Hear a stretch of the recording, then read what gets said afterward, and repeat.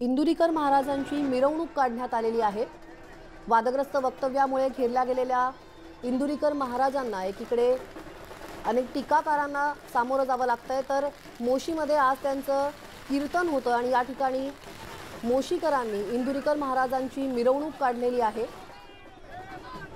आताच काही वेळापूर्वी चंद्रकांत पाटलांनी सुद्धा इंदुरीकर महाराजांच्या वक्तव्याचं काही प्रमाणात समर्थन केलं होतं। त्यांनी देखील म्हटलं होतं की इंदुरीकर महाराज हे जनप्रबोधनाचं काम करतायत, त्यामुळे त्यांच्या या एका वाक्यावर वाद का, असं चंद्रकांत पाटलांनी या पत्रकार परिषदेत म्हटलं होतं। आणि आता तर मोशीमध्ये ही मिरवणूक काढण्यात आलेली आहे। इंदुरीकर महाराज यांचं आज या ठिकाणी कीर्तन आहे, तेव्हा मोशीकरांनी इंदुरीकर महाराजांना हा पाठिंबा दर्शवल्याचं पाहायला मिळतंय। त्यांची ही जय्यत मिरवणूक काढण्यात आलेली आहे।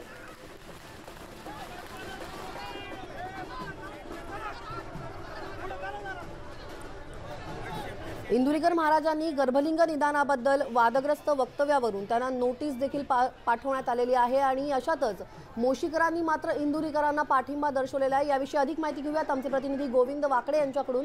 गोविंद, एकीकडे इंदुरीकर महाराजांच्या वक्तव्यामुळे त्यांना घेण्यात आलेलं आहे, त्यांच्यावर टीका होतीये आणि आता मोशीकरांनी त्यांना पाठिंबा दर्शवलेला आहे। याहूनही धक्कादायक म्हणजे या मतदारसंघाचे जे विद्यमान आमदार आहेत भाजपचे महेश लांडगे दिलेला आहे आणि व्यासपीठावर त्यांनी आता सगळ्यांना सांगितलंय महेश लांडगेंनी की इंदुरीकर महाराजांनी आम्हाला फक्त आवाज द्यावा, आम्ही त्यांच्या पाठीशी उभे राहतो।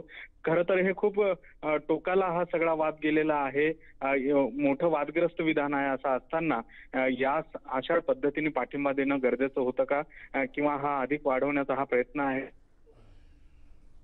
काही वेळापूर्वी जेव्हा इंदुरीकर महाराज कीर्तनासाठी मोशीमध्ये दाखल झाले त्यावेळेस त्यांची जंगी मिरवणूक मोशीकरांनी काढली आणि स्पष्टपणे त्यांना पाठिंबा दिलेला आहे। आता जे आहे त्यांचं कीर्तन सुरू आहे, शिवव्याख्यान शिवाजी महाराजांवर ते कीर्तन देत आहेत। मात्र त्यांनी कीर्तनाच्या सुरुवातीला हात जोडून नम्र विनंती केलेली आहे सगळ्या माध्यम प्रतिनिधींना की माझ्याकडे 2-3 दिवस येऊच नका।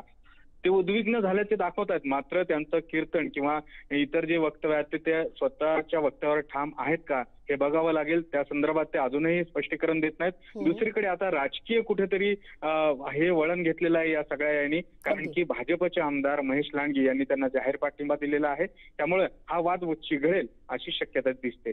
धन्यवाद गोविंद, तुम्ही दिलेल्या या सविस्तर माहिती विषयी। कारण काही वेळापूर्वी सुद्धा चंद्रकांत पाटलांनी त्यांना पाठिंबा दिला होता आणि आता आमदार महेश लांडगे यांनी सुद्धा इंदुरीकर महाराजांना पाठिंबा दिल्याचं कळतंय। तेव्हा वादग्रस्त निर्णयामुळे घेरल्या गेलेल्या इंदुरीकर महाराजांची मोशीमध्ये ही मिरवणूक काढण्यात आलेली आहे। शिवजयंती निमित्त त्यांच्या कीर्तनाचं आयोजन करण्यात आलंय आणि मोशीकरांनी इंदुरीकरांना पाठिंबा देखील दर्शवलेला आहे। त्याचबरोबर या वादग्रस्त विधानावरती, म्हणजे त्यांनी जे गर्भलिंग निदानावरती जे वादग्रस्त विधान केलं होतं त्या वादग्रस्त वक्तव्यावरून त्याला नोटीस देखील बजावण्यात आली आहे। प्रसूतीपूर्व गर्भलिंग परीक्षण प्रतिबंध कायद्यानुसार इंदुरीकर महाराजांना नोटीस पाठवण्यात आलेली आहे। त्यांच्यावर गुन्हा दाखल करण्याची मागणी अन्नीसच्या रंजना गवंदे यांनी केली आहे।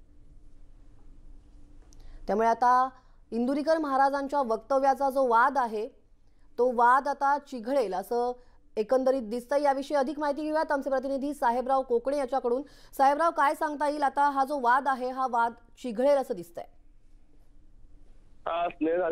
खरं आहे, कारण महाराष्ट्रामध्ये ज्या प्रमाणामध्ये बाबांचे फॉलोअर्स आहे आणि एकीकडे दुसरीकडे मात्र या संघटना आहेत, या संघटनाही दोन्ही बाजूंनी आपापल्या भूमिकेवरती ठाम आहेत। एकीकडे बाबांचं समर्थन करताना अनेक ठिकाणी मोर्चांचं आयोजन केलेलं आहे, उद्या नगरमध्ये मोर्चा पण आहे। आज दुसरीकडे आज रंजना गवंदे अनेक कार्यकर्ते आहेत, त्यांनी अहमदनगर सिव्हिल सर्जन जे आहेत समितीचे अध्यक्ष असतात त्यांच्याकडे एक निवेदन दिलेलं आहे। त्याच्यामध्ये बाबांवरती गुन्हा दाखल करावा, PCPNTD या कायद्याअंतर्गत 22 कलमांतर्गत त्यांच्यावरती गुन्हा दाखल होऊ शकतो आणि तो गुन्हा दाखल करण्याची मागणी त्यांनी आज केलेली आहे। त्यांना तसं निवेदन दिलं आहे आणि यापुढेही ते पाठपुरावा करणार आहेत। त्यामुळे येणाऱ्या काळामध्ये बाबांचे फॉलोअर्स आणि त्या संघटना ज्या आहेत यांच्यामध्ये आपापल्या भूमिकेवर ठाम राहिले तर मोठा संघर्ष राज्यामध्ये होऊ शकतो, हे पाहावं लागेल। निहाल।